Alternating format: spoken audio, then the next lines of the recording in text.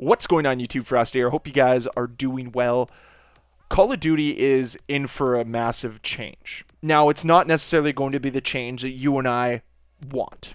And I'm going to be honest here, this is going to be a bit of a depressing realization for members of this community. And I think we just have to look at Season 4 Reloaded of Modern Warfare 2 and Warzone to see a little bit as to what Activision's future plans are for Call of Duty. Because I think we can all agree that they're moving away from 6v6. They don't really care about the mainline games anymore. They just release them every year to rake in some extra cash so that they can continue to bump up that stock price. That's the whole goal of those games. It's not about creating a thriving community. It's not even about creating the best possible project. It's about churning out low effort content time and time again, and hopefully you get some players that want to play it and spend some money in the store. But where Call of Duty and Activision realize there is a major opportunity is with Warzone. And I don't think this is much of a secret. I think we can see that Call of Duty has been moving towards supporting Warzone more than their traditional 6v6. But I don't think Warzone as we see it today is the way it's going to be tomorrow. As we know, when they released Warzone 2.0, the goal was to make Warzone more expansive.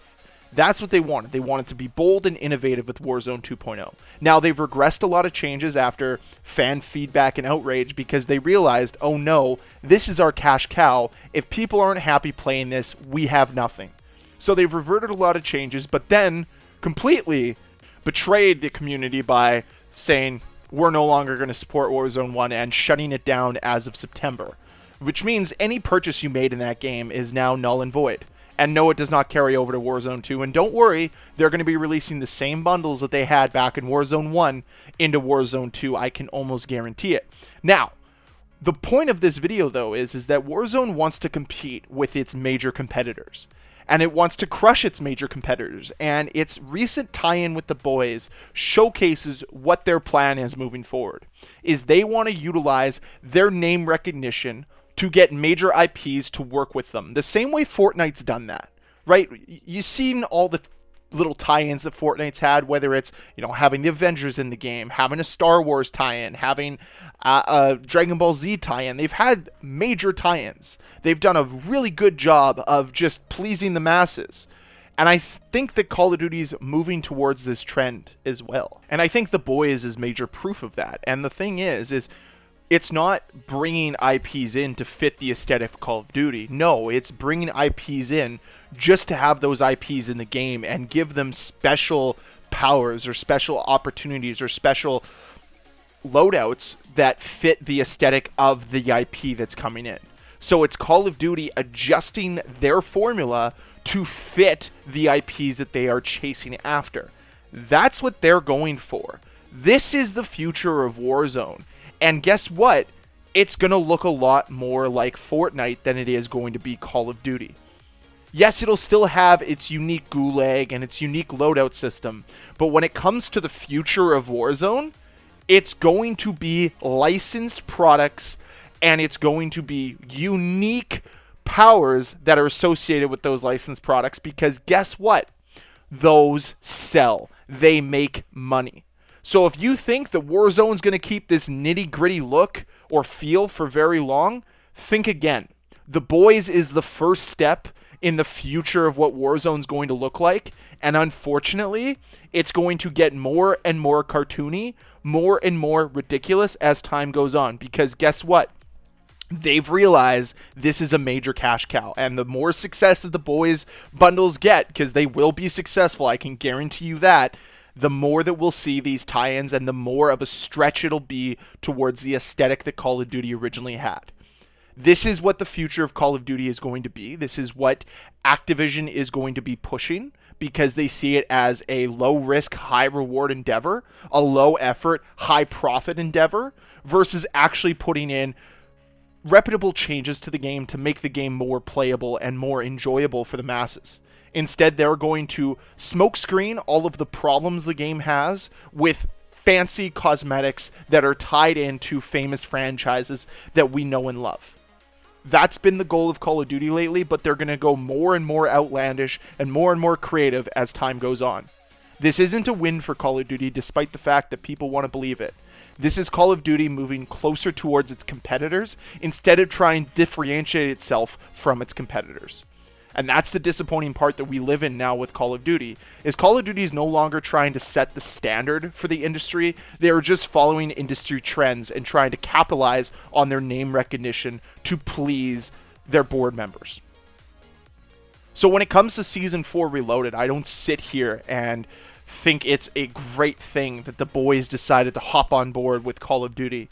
I look at it as a disappointment because it showcases just how far the Call of Duty franchise has moved away from its prior legacy.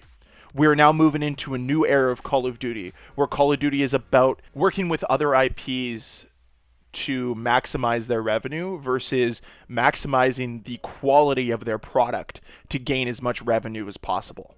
This is a scary future for Call of Duty because we're not going to see them make any quality of life changes, and it's all going to be about who are they working with today to get the mouth breathers to purchase the cosmetics. This is not a win for Call of Duty. This is not a win for the gaming industry. At the end of the day, this is a loss. Now, if we want to compare and contrast this to Fortnite and say, why does it work with Fortnite? Why is Fortnite still successful? It's because the developers over at Fortnite care about the health of their game, and they're constantly adapting and growing and evolving their game. They don't leave it stagnant for months. They don't ignore their community. They allow their community to thrive and grow because they're constantly evolving. Call of Duty is adverse to evolving. They're adverse to innovation. They refuse to listen to their community.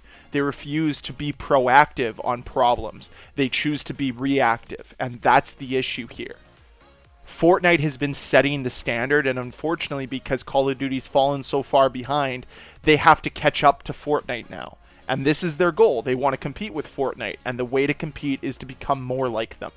And unfortunately, they are far, far, far behind all of the success that Fortnite has achieved. And it's going to take a long time for them to amass the success that Fortnite has had. And it's a long road from here, if I'm going to be completely honest. And I'm not willing to follow Call of Duty on this road. This isn't something that we should cheer. This isn't something we should be excited about. Call of Duty should try to differentiate itself from Fortnite. It should try to offer something different than what Fortnite's offering. It should try to go back to its original aesthetic so that it would have a nitty-gritty war-type feel, a simulation, an arcade feel. But unfortunately, what we're moving towards is a little bit more cartoonish, a little bit more childish, a little bit more appealing to the masses. And that's the funny thing here is Call of Duty used to appeal to the masses. It used to have high quality games. It used to have a community that thrived. It used to have a development team that was constantly working with their community. And now they've completely thrown that all away in favor of this mess of a game, this mess of a franchise, this mess of a development team, this mess of a development cycle. Nothing that we get in modern day Call of Duty is anything of quality anymore. All it is designed to make as much money as possible and to reap the benefits of casual players and their ignorance. I'm disappointed about where Call of Duty is heading. I'm disappointed about where Call of Duty is at. I know this might seem doom and gloom. I know this might seem like a hyperbole because I'm making a major case saying that this brand new tie-in is a bad thing for the franchise. But it's not hard to see what Call of Duty's plan here is moving forward. Their goal is to simultaneously degrade the original aesthetic and themes of Call of Duty and to in turn exchange those with themes that are more similar to what we have in Fortnite. Change the formula up to something similar to Fortnite. Get players excited about special abilities that you're going to see from the tie-ins that they get from the different franchises they choose to work with. That's their goal. That's the vision for the future of Call of Duty. And I'm sorry, I'm not on board. This is their goal for Warzone. Imagine what multiplayer is going to look like in a couple years.